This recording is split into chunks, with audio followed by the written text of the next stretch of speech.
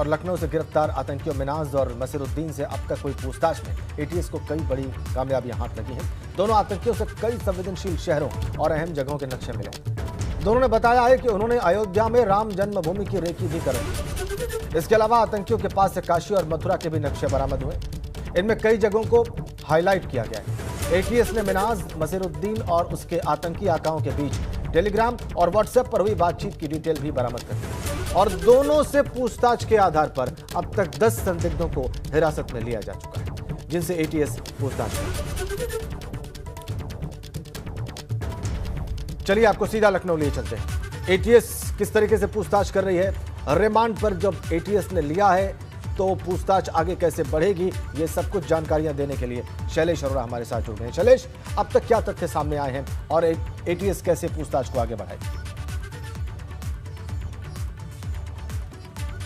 राजन, देखिए, अब तक की जो जांच है, जो पूछताछ है, उसमें जिस तरह से धार्मिक स्थलों के नक्शे की जानकारी मिली है, जिस तरह से कहां पर वो लोग ब्लास्ट करने वाले थे, वारदात को अंजाम देने वाले थे, उसकी कुछ अहम जानकारियां मिली हैं। और इसके बाद ही कोर्ट में इनको पेश करने के साथ ही एटीएस ने 14 दिन की रिमांड मांगी थी। ये माना जा रहा था, सोचा आ रहा था कि पता नहीं इतने इनकी रिमांड मिलेगी या कोर्ट कुछ कम अनुमति देगी, लेकिन मामला गंभीर है। ऐसे में 14 दिन की पूरी रिमांड कोर्ट की तरफ से दे दी गई है और आज सुबह से वो रिमांड का वक्त जो है वो शुरू हो जाएगा और इन लोगों से अगले 14 दिन तक पूछताछ होगी। जहां पर ये लोग वारदात को अंजाम देने वाले थे, वहां पर भी ले जाया जा सकता है इन लोग को। इसके अलावा दिल्ली की जो स्पेशल टीम है वो भी यहां पर आ सकती है लखनऊ के लिए आज पूछताछ के लिए।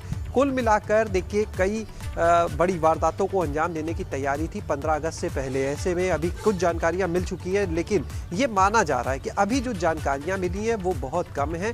अभी उससे कहीं ज़्यादा जानकारियां मिलना बाकी हैं, यानी कई और ऐसे अहम बड़े खुलासे हो सकते हैं इनसे जुड़े और इनके नेटवर्क के जो और लोग हैं वो भी आगे पूछताछ में उनके नाम सामने आ सकते हैं। उन तक अब अपना शिकंजा कसने की तैयारी में एटीएस लगी है। जो जांच एजेंसियां हैं, जो प्रदेश की जांच एजेंसियां हैं, वो लगातार केंद्रीय एजेंसियों के संपर्क में लगी हुई हैं। वहां से जो इनपुट मिल पा रहे हैं इनसे जुड़े हुए या अलकायदा से जुड़े हुए, उनके सुराग खंगाले जा रहे हैं, देखा जा रहा है उन चीज़ों को भी। और लगातार इन लोगों से पूछताछ की जा रही है। हमने इस बारे में जब अपर मुख्य सचिव गृह से बात की, हमारे सहयोगी ने डीजीपी से बात की, तो उन्होंने भी बोला कि देखिए, पुख्ता सबूत मिले हैं इनसे।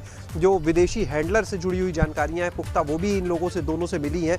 फिलहाल इनका एक साथी शाहिद जो है वो अभी पकड़ से दूर ज़रूर है, लेकिन उसकी तलाश में भी एजेंसियां लगातार लगी हुई हैं और ये जानकारियां जुटाई जा रही हैं कि इन लोगों की योजना क्या थी। जो ये लोग बता रहे हैं सिर्फ वही थी या इससे कहीं ज़्यादा। और देखिए, अभी 2 लोग हाथ लगे हैं, लेकिन संभव है कि इनके और साथी हों। ऐसे में वो किसी तरह की घटना को अंजाम ना दे पाए, इसलिए जल्द से जल्द उन तक पहुंचने की कोशिश की जा रही है। कहीं ऐसा ना कोई और भी इन लोगों का प्लान हो कि अगर कुछ लोग पकड़े जाते तो बाकी जो लोग बचे रहेंगे वो घटना को अंजाम दे। इन सभी पहलुओं को लेकर जाँच की जा रही है। 15 अगस्त से पहले इन घटनाओं को, आतंकी घटनाओं को अंजाम देने की फिलहाल सूचनाएं सामने आई हैं जांच में, अभी तक की पड़ताल में। तो इसलिए फिलहाल सभी जगह पर सुरक्षा व्यवस्था को और कड़ा किया गया है। धार्मिक स्थल जो है उनको, उनकी जो सुरक्षा व्यवस्था है उनको भी कड़ा किया गया है। इसके साथ ही मुख्यमंत्री ने भी निर्देश दिए गृह विभाग को कि जो एसटीएफ है, एटीएस है, जांच इंटेलिजेंस है, इनको और मजबूत किया जाए, गृह विभाग को और मजबूत किया जाए। मुख्यमंत्री ने साफ कहा, मैन पावर बढ़ाइए, इक्विपमेंट्स की जो ज़रूरत है वो मुहैया कराइए, क्योंकि बड़ा प्रदेश है। देखिए, निश्चित रूप से ऐसे में यहाँ पर जो सेंसिटिविटी है वो और बढ़ जाती है और यहाँ पर अधिक मैन पावर की भी ज़रूरत है, संसाधनों की ज़रूरत है।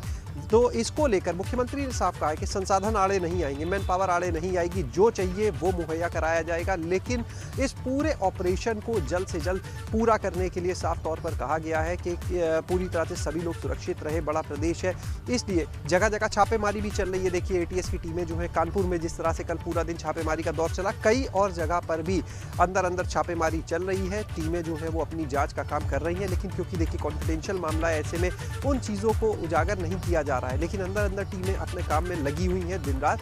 और इसके साथ ही साफ कहना है गृह विभाग का भी कि कोई भी इसमें बख्शा नहीं जाएगा। जल्द से जल्द जितने भी इससे जुड़े हुए तार हैं, जो कड़ियाँ हैं, वहाँ तक पहुँचने की कोशिश की जा रही है और जल्द ही इसमें सफलता भी पूरी तरह से मिलने की उम्मीद है।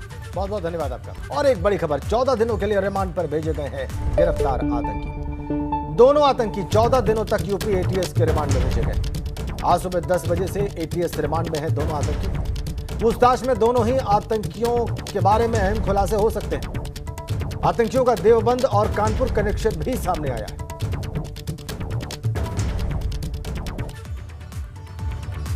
तो 14 दिनों के रिमांड में भेजे गए दोनों आतंकी। देवबंद और दूसरे कनेक्शन भी इनके सामने आ रहे हैं। कानपुर में कई संदिग्ध हिरासत में लिए गए हैं। कई सवालों के जवाब मिल सकते हैं एटीएस को इनसे पूछताछ के दौरान, इसकी संभावना जाहिर की जा रही है।